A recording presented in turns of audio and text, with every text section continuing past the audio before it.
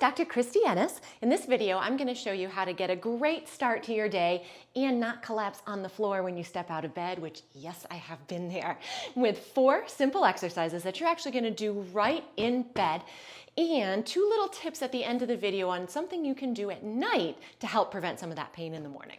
Exercise number 1, motion is lotion. So we want to get those ligaments and tendons and joints moving. And the easiest way to start this process is literally by moving your foot and ankle. So I like ankle circles, and you want to make sure that you go in both directions to get all range of motion, trying to really actually separate your toes at the same time.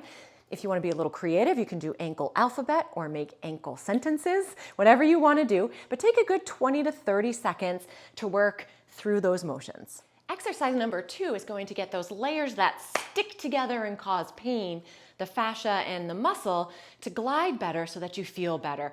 Unfortunately, as we get older and with lack of movement, like if you've just been sleeping or sitting for a while, those layers get thicker in that fluid and they really don't move. Dehydration too.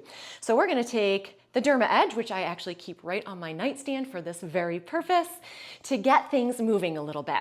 So I'll start with the bottom of the foot because that's where the plantar fascia runs, as really across the bottom of that foot.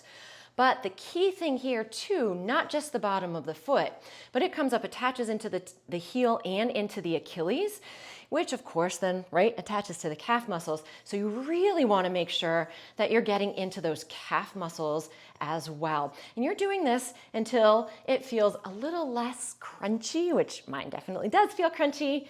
And again, usually just a minute or so, and then you should be able to move that foot around and that leg around and go, oh yeah, that definitely does feel a little bit better. For exercise 3, we're going to get that joint moving a little bit better than it was. So we're going to take one hand and place it right on that big ankle bone and give a nice press in. Other hand is going to cup that heel, and I'm going to stabilize with this hand holding the ankle bone. This other hand's just going to pull gently down on that heel and actually push in.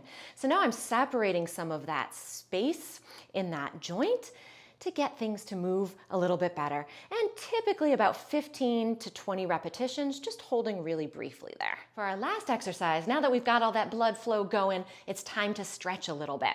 So we're going to take that heel again, and I'm going to kind of lift it up, so I'm bringing my foot into that dorsiflexion, or lifting those toes up.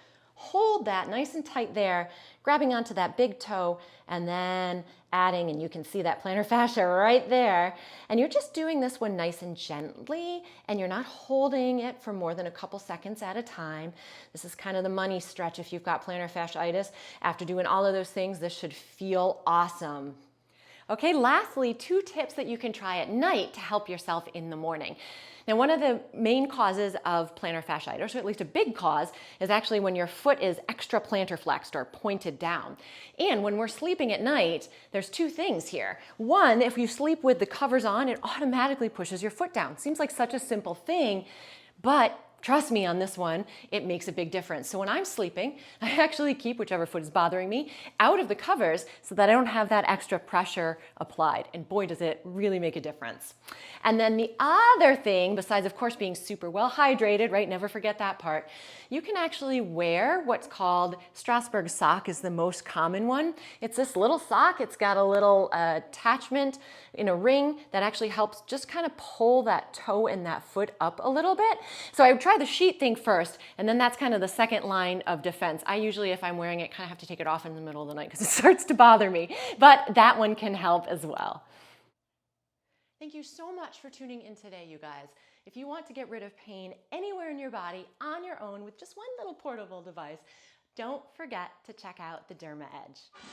I created this while I was going through Lyme disease to help get rid of my pain on my own, nice and gently. It's patented and made in the US, actually right down the road in Laconia from where my office is. So don't forget, you can click the link here or in the description to order your own.